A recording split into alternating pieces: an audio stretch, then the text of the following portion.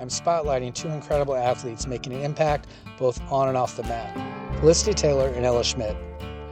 This past weekend, they were clinicians at the Hinton Madhawks Girls Wrestling Clinic.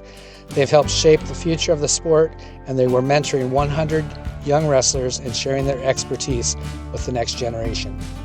Felicity is gearing up for Final X, where she'll compete for an opportunity to earn a spot on the U.S. Senior World Team. A dominant force in collegiate wrestling, she earned national titles at both McKendree University and the University of Iowa, proving time again that she belongs amongst the best. Ella Schmidt, a standout member of the Iowa Hawkeye wrestling team, has proudly represented the United States on the international stage. Winning gold at the U20 Pan Am Games, her success speaks to her dedication and skill, and she's just getting started. Both Felicity and Ella achieved over 100 high school wins, solidifying the reputation as fierce competitors with a passion for wrestling, and continues to push them to greater heights. Join me and hear from these two accomplished athletes whose journeys continue to inspire the wrestling community and beyond. Here with Ella Schmidt and Felicity Taylor at the Hinton Middle School. Just got done doing a clinic with 100 girls. I told you a little bit different, but why don't we start with, could you have ever imagined this when you first started wrestling? I couldn't imagine it. I mean, when I first started wrestling, I don't even know if there was 100 girls across the whole state. So to have 100 girls in the room is amazing, and I'm so thankful for the growth that we've had in the state of Iowa and in the world. Yeah, kind of just what Felicity said. I think that I probably went to a few all-girls camps throughout my entire childhood, and they were nowhere near the numbers of 90 girls. So it's just crazy to see, and it just makes my heart happy that all these girls do have that opportunity. I guess, can you think of the first time you had an all-girls event, or maybe the first time you had an all-girls tournament or an all-girls clinic? Mine was in, I think it was like Kenosha, Wisconsin, War of Roses. Oh. Yeah, that was it. So we had to drive all the way to Wisconsin to find a single girls tournament. I think I had like 3 girls in my bracket, so. Yeah, and mine was Fargo, so had to go all the way to Fargo. Fargo was your first all-girls tournament. Wow, that's crazy. It's crazy to think that it's not been that long. Yeah. You guys aren't very old. You were both teammates at Iowa for a year, right? Or 2 years. 2 years. Yep. Okay, I guess you were at Iowa for 2 years. Yep. I was thinking you only had a year there. So, being teammates and now traveling around together doing clinics, how is that? How is it? Fun, obviously it's fun, but I mean, how did you guys get together to do this together? Yeah, I mean, we're both from the state of Iowa, and I had heard of Ella when I had graduated high school because I'm a bit older.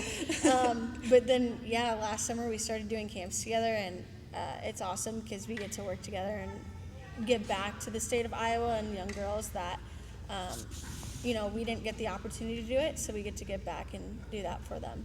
I also think we just make a good duo with coaching and everything, and our styles kind of complement each other. We're able to show different things that I might not be able to show her firemen's, but it goes vice versa. So it's just we work well together, and we can put on some pretty good camps. So we haven't really stopped since we started. Yeah, I could, as a high school coach, I can compliment both of you. You guys are teaching a lot of the same things we're doing, but you're finding some details that maybe I'm missing. It's also nice that Felicity is a shorter wrestler like myself, and Ella, you're taller. Yeah. So those girls that are in that, you're catching everybody, and some techniques that work for everybody. That's really, really awesome. I wanted to hit on just a few topics that are kind of tough for girls wrestling. Weight management. And Felicity and I had a little bit of a conversation. Why don't you tell them about your cuts for, world team trials and kind of where you're sitting now, as opposed to maybe 10 years ago when you were trying to make weights for different things? Yeah, I feel like I've never really cut weight, mainly just maintained, especially with like a sport like wrestling. If you do it too much or at a young age, it really wears you out and takes away from the sport. So I really suggest just wrestling your weight class and something close, so you're not constantly having to worry about your weight, and you can really focus on the wrestling side of things. Yeah, I feel like I'd agree with that. I definitely cut way too much weight growing up, and I think kind of my breaking point was my junior year of high school when I was cutting from like 120 to 106, and I was pretty skinny at 120. So that was kind of like the point where I realized that it was like quite literally like I was going to wrestle or I was not because of cutting weight. It kind of ruined it for me. And then just on top of that, all of the like health side effects, and especially with girls and women, like at Iowa, we're doing the best we can to get more research and do more labs and stuff to figure out the effect that it really does have on girls, because it's different than guys, and cutting weight looks so different.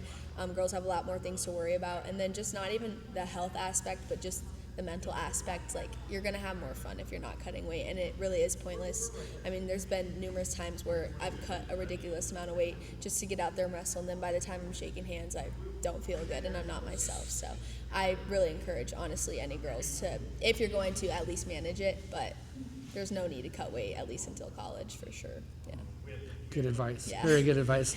Stuff that I would say, and I'm glad I hear it coming out of your guys' mouth, because it means more coming from you. Another thing that really seems to affect girls a lot is, I'm going to stereotype, but girls like to be perfectionists and they like to do things correct. When you're teaching technique here and someone's not getting it, how do I as a coach maybe get around that mind frame? It's tough sometimes because I just don't get it, and they're so close, and we don't have to be perfect, right? In wrestling, we don't have to be perfect. So, what would you suggest as younger female wrestlers for an old guy like me to help my girls out? Yeah, I mean, not everything's going to be perfect, and I do realize how women and girls are perfectionists with things, but the more time you kind of focus on it and keep trying to get it, the more frustrating it starts to get if a girl isn't getting it. I suggest like taking a break from it and maybe like having another coach show it.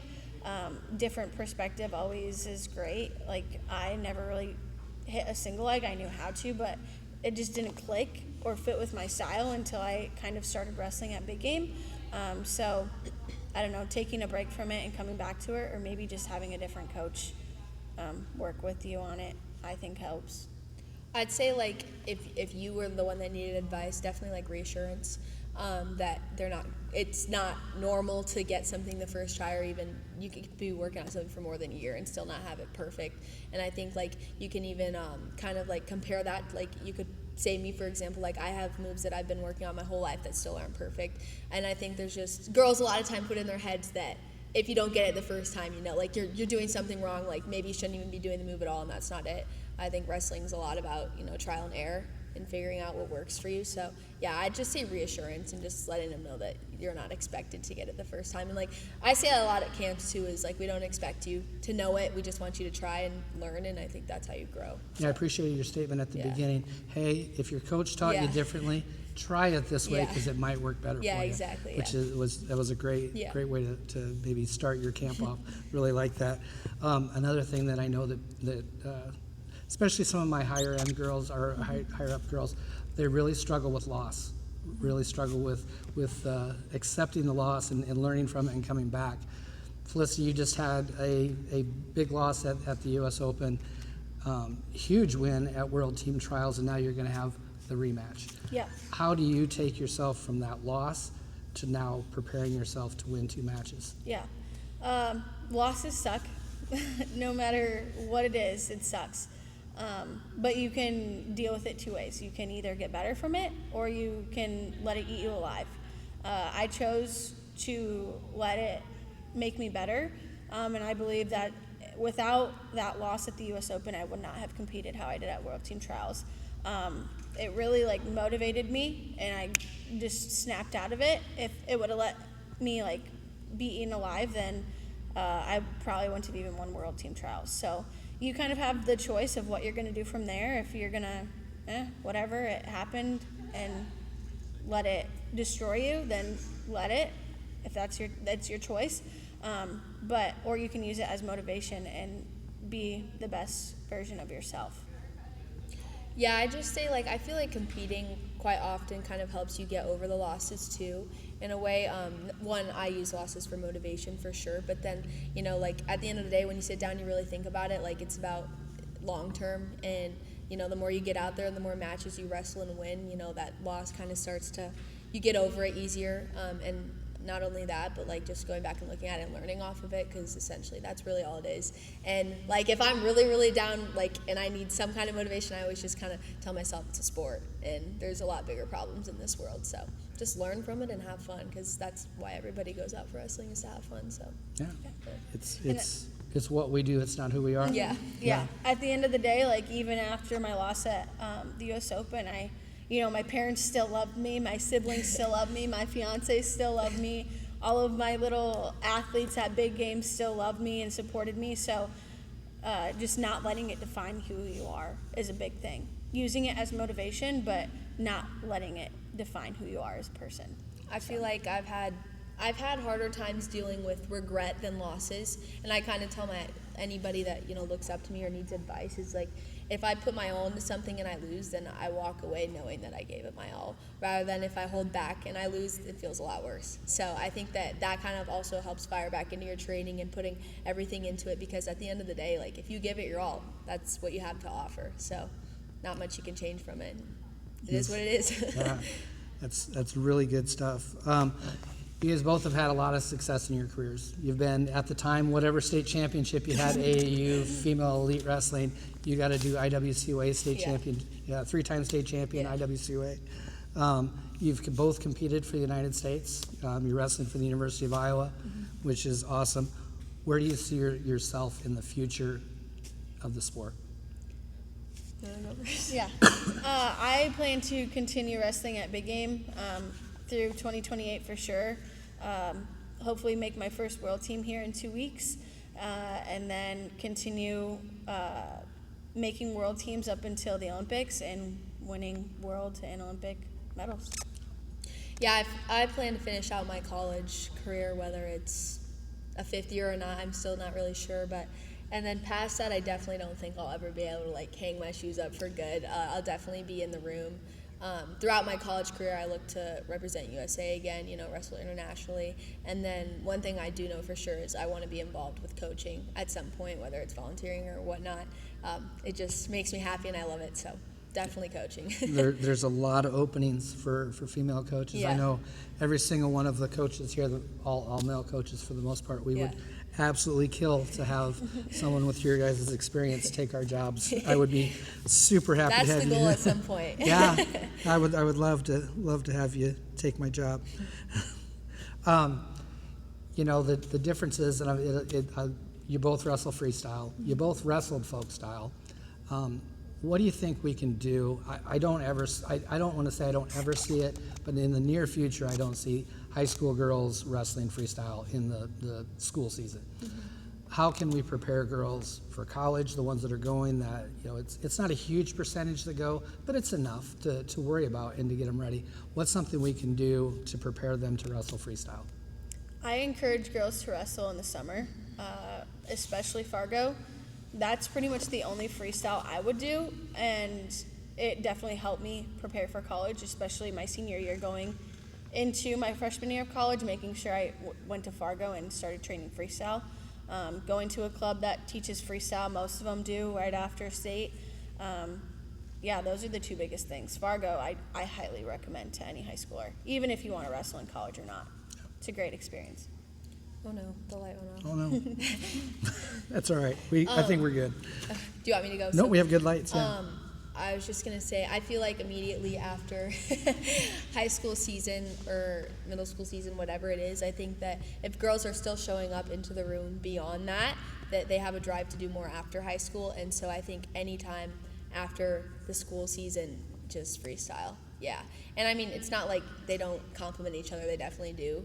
Freestyle is mainly on your feet, and that's a lot of folk style too. So I don't think you can go wrong. I probably started doing freestyle in like 6th grade, and just during the summers. Mm-hmm. And like even when I go to camp and stuff, like a lot of girls will freak out because they like a whole nother style kind of scares them. So I think when you kind of open it up, and like it can even start with just showing them freestyle matches to see that it's really not that different, and the transition isn't too hard, especially if you start working it in the summers, because that's when the time is to do it. Probably something neither of you can answer, but maybe just a thought. When do you think D1 is going to open up more? We saw Lehigh join. I think the Ivy Leagues are coming. I know they've had clubs for a few years. Mm-hmm. How long do you think it's going to be before we see I would hope within the next 5 years. I was going to say 5 years. I definitely see some more coming in the next year or two. I think a lot of schools that are having clubs right now are the ones that are going to be the next one on board. So, yeah, I think starting clubs, getting your school ready for that. Yeah, I definitely think that the growing of our sport is helping a lot in showing schools that it's worth it to invest in a program. Even like with Iowa and all the success we've had, I think the schools are starting to see that and want to invest in it, and as they should.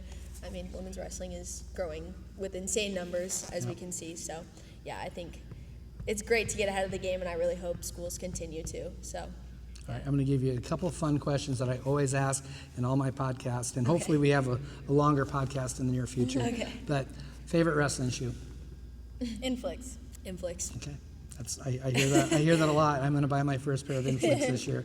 I've had one pair of Nike wrestling shoes in my lifetime. Really? And I love they were a Nike. long time ago. I love Probably, Nike too. yeah, you guys probably were like maybe little itty bitties. I love Disney movies. Do you have a favorite Disney movie? Not I off never the top of my watch head. movies. Yeah, I feel like I never even watched TV anymore. I definitely have like at least one.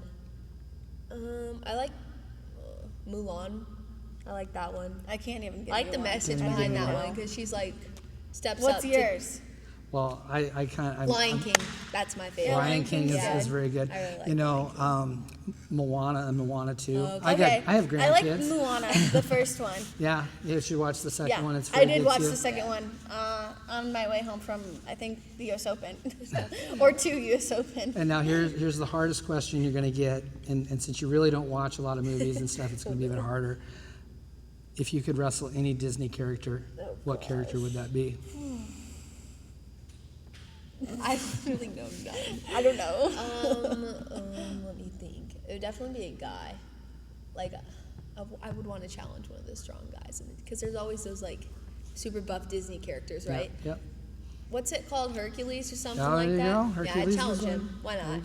you go. Oh, A princess? yeah. I'll take down Cinderella. There you go. Well, thank you very much. You had a fantastic clinic. If anybody wants to get a hold of you guys, you're probably booked for the year. This year, maybe? We I don't might know. have some, Might yeah. have some dates available. My July is pretty open So in August. If anybody's looking for good clinicians, I can definitely vouch. Great clinic. Thank you. Thank you very much for the interview. And Thank you. We'll talk to you later. Thank Thank you. you.